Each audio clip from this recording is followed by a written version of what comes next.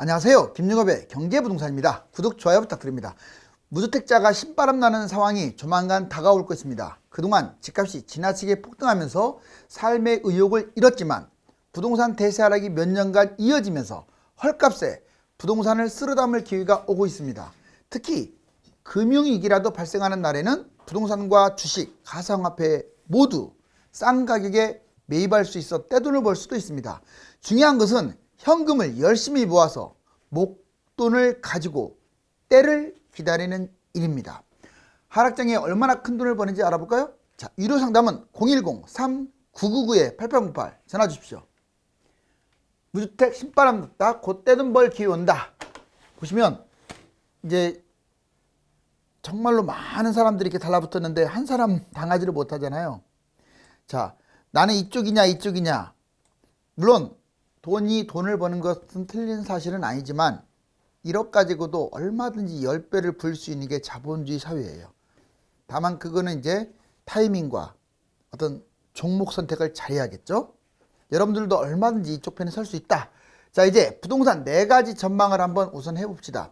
전반적으로 보면은 지금까지 집값이 많이 올라와서 지표들이 내리막길로 걷는다 이렇게 빅데이터 자료들이 많이 나오고 있습니다. 그래서 빅데이터 전문가들이 하나같이 좀 하락 쪽을 많이 강조하고 있어요. 다른 전문가들에 비해서.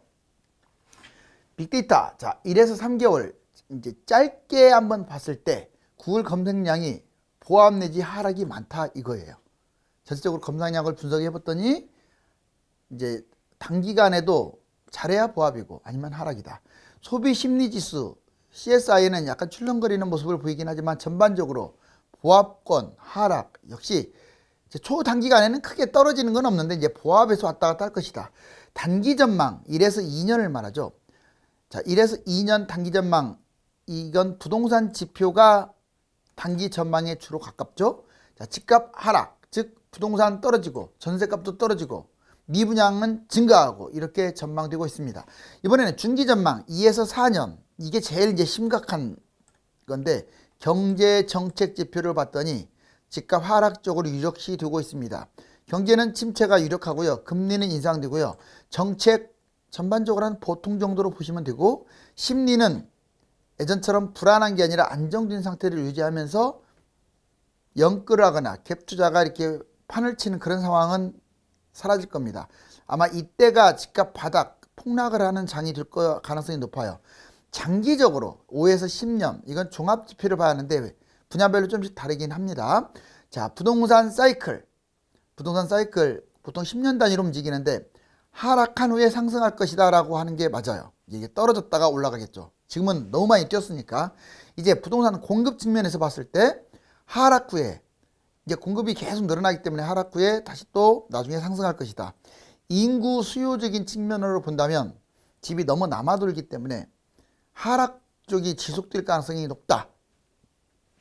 전반적으로 봤을 때 자, 초단기, 단기, 중기, 장기 전반적으로 하락이 많죠. 자, 여기 보면 집값 폭등장과 폭락장 시세. 자, 왼쪽은 실제 사례고요. 오른쪽은 예측입니다. 이거는 서울 아파트 기준으로 자, 지금 2013년에 약 4억 했던 서울 아파트가 12억대 이상, 약 3배 이상 뛰었습니다. 자, 여러분들 그냥 이렇게 통계 지표만 보면 안 돼요. 통계 지표는 뭐 몇십 % 뛴 걸로 나오지만 실질적으로 통계 지표가 그 모든 상승폭을 다 반영하지를 않습니다.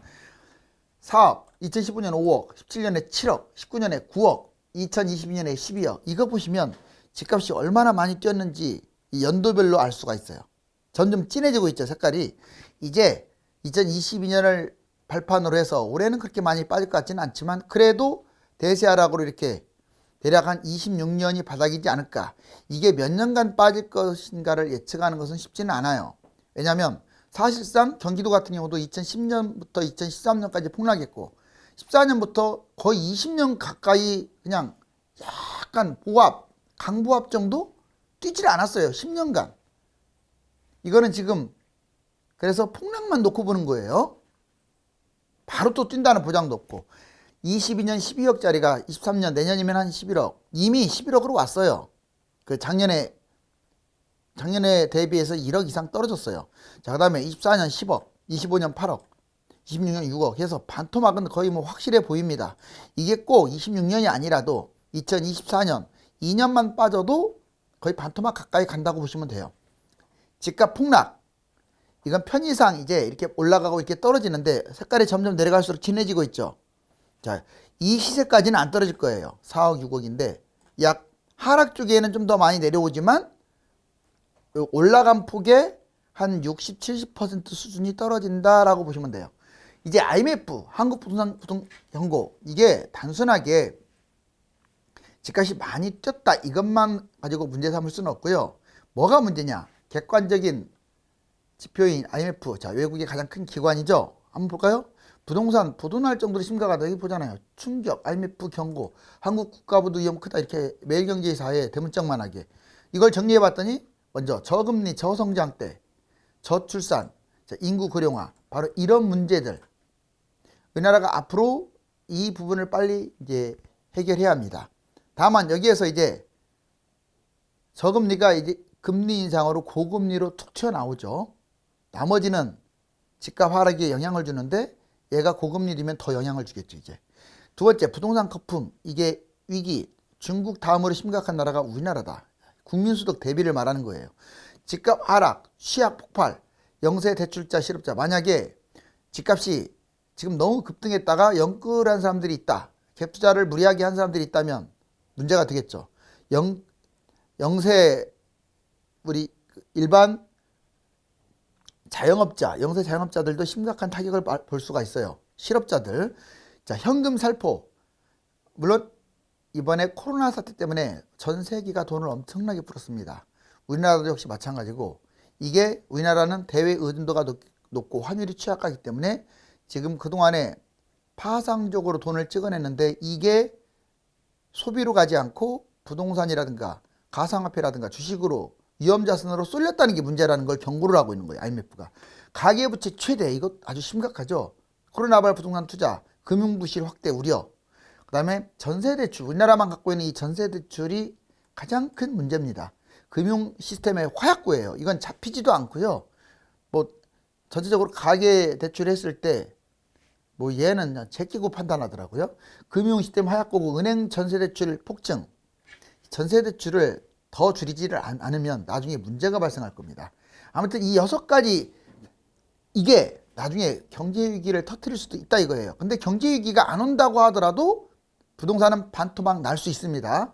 자, 이제 부동산 매수 기다려야 하는 이유 3가지. 왜 기다려야 할까요? 2029년 집값 최대 40%까지 폭락을 한다. 자, 보면 거품이 많습니다. 최대예요. 세금 폭탄입니다. 폭락 위험성이 있어요. 지금 잡아가지고 거품이 많은 걸 잡아서 올라봤자 찔끔, 떨어지면 엄청나게 떨어져요. 올라봤자 세금 덩어리예요. 또 떨어지면 이 상승 기대치에 서너 배가 더 떨어져요. 볼까요? 거품 최대. 서울 신도시 8년 동안 4억이 10억. 서울 같은 경우 서울만 따진다면 아까 3억이 12억 됐죠. 거의 거품이 최대치입니다. 수도권 지방 3년 이 3억이 8억까지 돌파했대요. 엄청나죠? 거품 최대. 평균적으로 2~3배 올라갔어요. 집값이. 거품 빠지면 거의 반토막이라고 봐야 돼요. 그리고 지금은 다 쪘어요. 예전하고 다릅니다. 자, 노무현 대통령 때하고 달라요. 지금은 개나 고리나 소나 말이나 다 쪘기 때문에 비싼 아파트든 싼 아파트든 그 오름폭만큼 추락할 가능성이 커요. 세금 문제가 있어요. 내가 지금 집을 잡는다. 가장 문제가 세금이에요. 뭐냐? 1주택. 자, 2년 실거주 비과세까지 떼어줘야 비과세인데 2년 이상 뛴다는 보장이 없잖아요. 지금 막 위험한데. 자, 상승 확률은 20% 이하로 아주 낮아요. 즉 80% 이상은 떨어질 가능성이 크다. 도중에는 올라갈 수 있어요. 2년 이상 떼어줘야 비과세인데 그것도 실거주를 했을 때 떨어지면 올라간 것보다 몇 배 하락할 위험성이 크다. 1년 상승 양도세 무려 80%나 내고 2년은 70%. 2년 비거주 했을 때도 50%. 이거는 이제 취득세랑 포함시킨 거예요. 복비랑. 여기에 자, 실질적으로 2주택자들 만약 2주택으로 집을 또 하나 매수한다. 70% 세금 각오해야 하고 3주택은 80% 세금 각오. 지금 일시적으로 중과세 유예를 하는 마당에 주택수를 늘리는 그런 좀 시대착오적인 생각을 가진 분들은 없겠죠. 이거 플러스에다가 취득세 복비하면 정말 세금 폭탄이 맞습니다. 주식처럼 아무 때나 샀다 판다면 제가 지금이라도 잡으라고 하겠어요. 추천해 주겠어요. 근데 부동산은 그렇지 않아요. 2년까지 끌고 가야 그나마 뭐 세금을 안 받든 말든 하는데 그때까지 뛴다는 보장이 없다. 폭락 위험성이 커. 이게 제일 걱정인데 집값 2, 5년 동안 무려 30에서 60% 떨어져 버리면 자산 탕진하는 거예요. 영끌, 갭투자, 다주택, 경매 노출됐다고 제가 얘기했잖아요. 하락장에는 안 팔립니다. 분양권 미분양과 금매 헐값 기회도 놓쳐요. 이걸 잡음으로써 물려가지고 다른 걸 진짜 좋은 것들을 헐값에 잡을 기회를 놓친다. 부동산, 주식, 가상화폐, 달러, 금 떼돈 벌기. 자, 떼돈 벌 기회, 부동산 폭락. 부동산부터 보겠습니다. 금융위기가 아니라도 이만큼 빠질 수 있어요. 대세하락 2에서 5년간, 몇 년간 빠질지는 이제 가봐야겠지만 30에서 60%. 여러분들이 가지고 있는 부동산이 30에서 60% 떨어질 가능성이 높다. 자, 폭락장 활용해서 매입해야겠죠. 금매, 하락장에는 금매를 잡는 거예요. 그 다음에 분양권, 미분양 중에서 골라 잡을 수도 있어요. 또는 나는 유주택자다. 그럼 갈아타기 하면 돼요. 더 좋은 아파트가 많이 떨어지니까 상급지로 갈아타세요. 또는 1+1 금매에다가 분양권, 미분양을 잡는 거죠. 얘 그냥 피 받고 팔면 되니까. 실거주가 폐지돼서 갭 투자도 상당히 좋습니다. 이거 뭐 투기를 갖다 유발하는 게 아니에요. 하락장에는 집을 잡아주는 게 오히려 나라를 위하는 거예요. 적극적 빚투자. 이때 아니면 언제 갭투자, 빚투자를 하겠어요.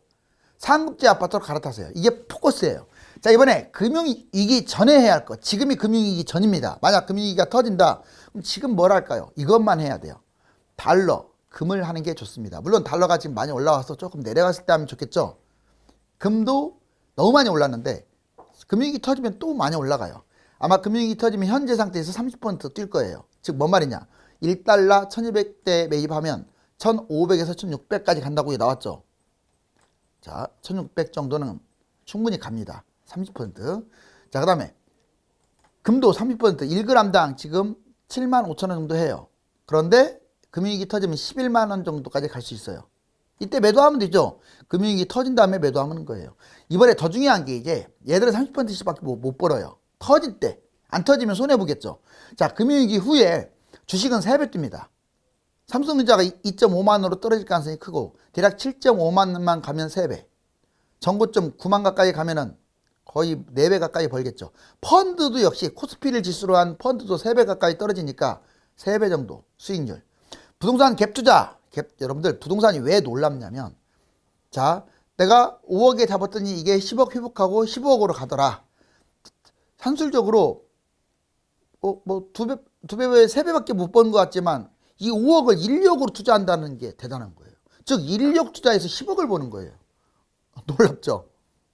그래서 그게 엄청난 겁니다. 빚 투자도 마찬가지고 하락장에는 부동산만큼 많이 먹는 게 없어요. 대략 그래서 8배라고 한 거예요. 갭 투자를. 그냥 자기 돈으로 투자할 경우는 실거주할 경우는 2~3배밖에 안 돼요. 서울 등 상급지 폭락 아파트를 찾게 되면 최고죠. 가상화폐는 몇 배 떨어진다는 보장은 못하지만 기본 6배 떨어진다고 치고 비트코인이 1천만 원까지 떨어졌다. 그럼 얘는 6천만 원까지 회복할 가능성이 큰데 이렇게 됐을 때 6배. 만약에 500만 원에 매입하면 12배 뛰겠죠. 자, 이제 1억으로 10억 벌기. 역시 한번 좀 더 세부적으로 볼까요? 자, 1억 여러분들 가볍게 보지 마세요. 나는 1억밖에 없으니까 평생 가난할 거야. 나는 1억밖에 없으니까 꿈이 없어. 1억 갖고는 아무것도 못해. 지방에 아파트 그냥 후진 것도 살 수가 없어. 왜 자포자기 합니까? 한번 자본주의의 장점이 누구에게나 기회는 열려 있어요. 불공평 와중에서도 공평하다 이 말이에요. 누구에게나 열려 있어요. 좌절할 그럴 힘이 있으면 때를 기다리고 돈을 모으세요. 자, 보시면 1억이 얼마나 큰 돈이냐. 자, 서울 아파트 폭락장에 서울 아파트 반토막 났다고 봐요. 그럼 10억짜리가 5억이 될 거 아닙니까? 이거 5억을 폭락장에 1억이나 또는 1억 5천, 2억 이 사이로 갭 투자가 가능해요. 5억짜리.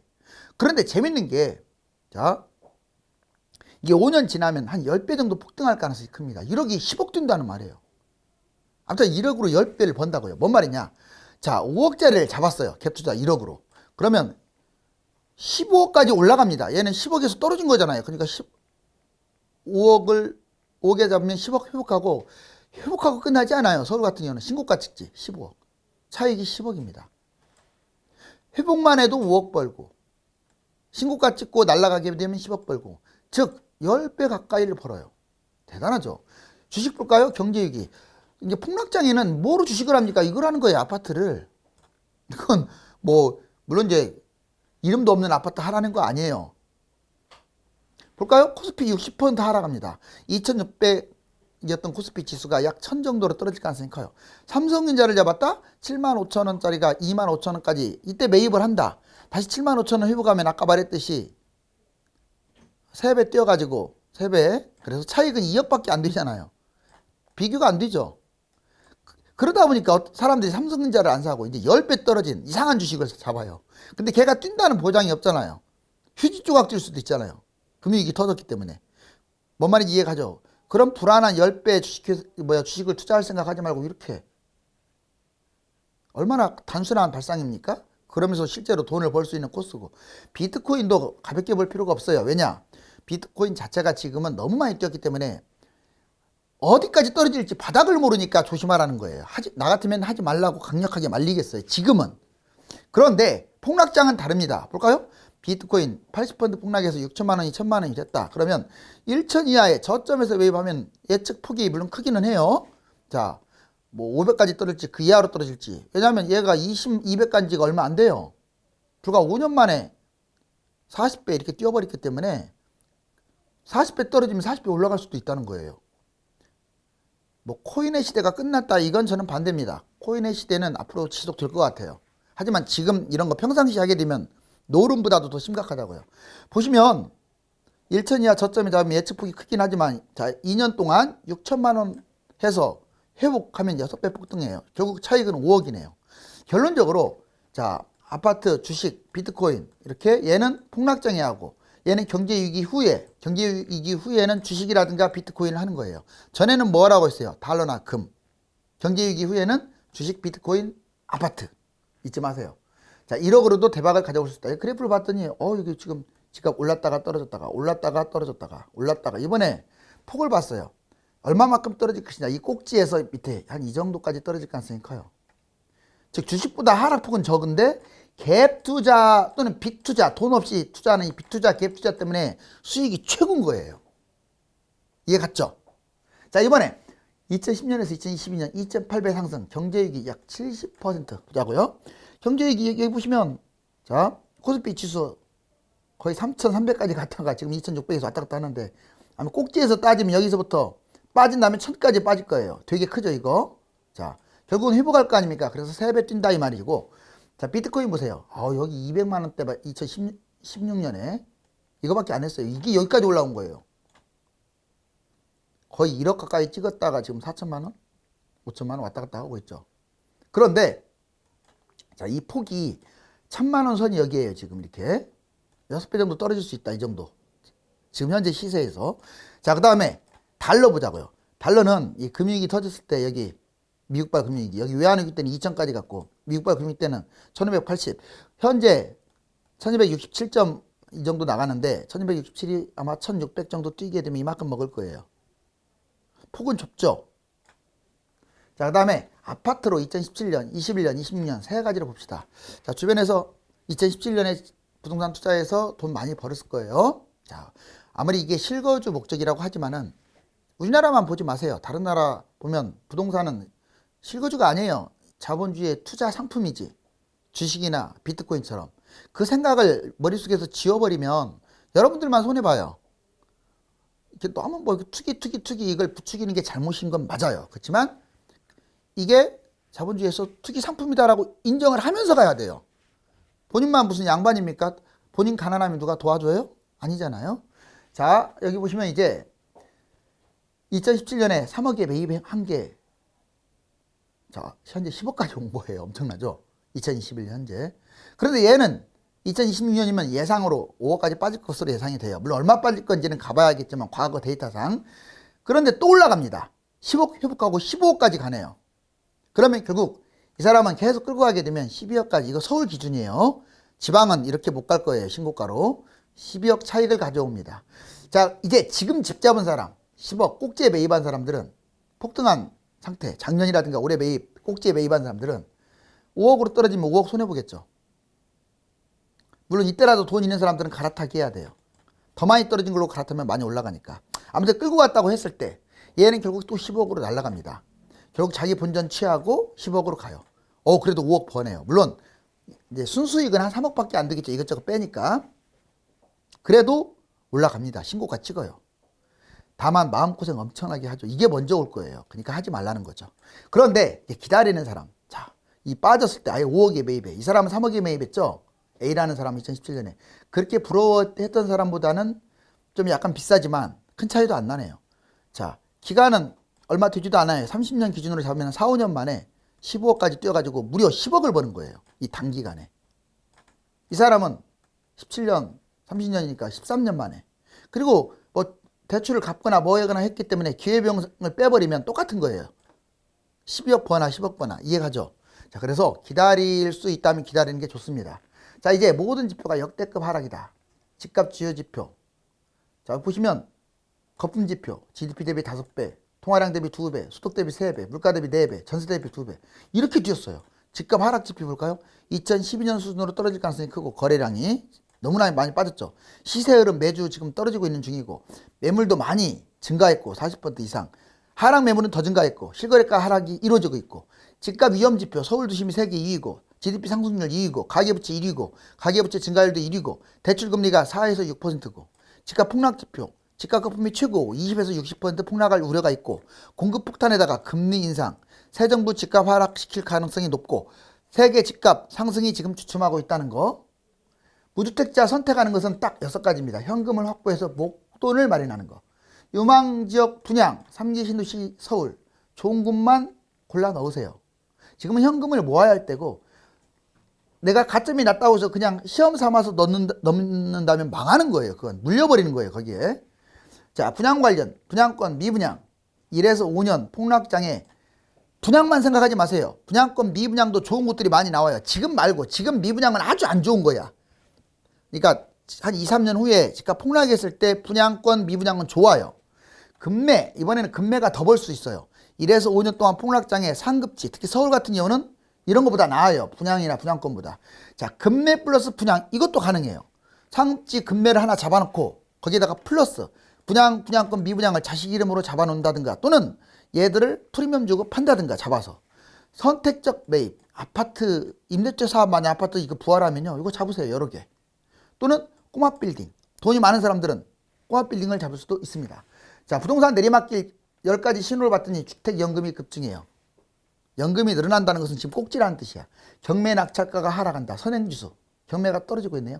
증여 급감하고 있어요. 자, 증여가 급감하는 것은 지금 꼭지이기 때문에 증여를 안 하는 거야. 거래 장기적으로 감소. 계속 거래량이 내려가고 있다. 매물은 늘어나고 있다. 이제 직감적으로 아는 거예요. 아, 이거 지금 빨리빨리 팔아야겠구나. 미분양 증가했다. 이미 흐름이 꺾였다는 거죠. 미분양이 늘어나는 것은. 미분양 무이자도 증가하고 있어요. 무이자 미분양. 이거 안 좋은 것들이 증가하는 것도 역시 분위기 좋지 않다. 소형평이 하락한다.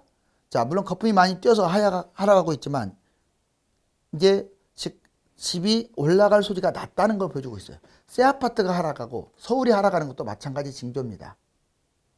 이제 무주택자 신바람 났다. 곧 떼돈 번다. 아파트, 주식, 가상화폐, 채권 지금 추락하는 비행기처럼 계속 떨어지고 있습니다. 자본주의의 재화, 즉 부동산, 주식, 가상화폐는 적게는 2배부터 많게는 100배까지 오르거나 떨어지기를 반복합니다. 한마디로 폭등과 폭락이 불규칙적으로 발생하게 되는데 폭락장에 무엇을 선택하느냐가 떼돈을 벌 수 있는 가늠자가 되는 것입니다. 감사합니다.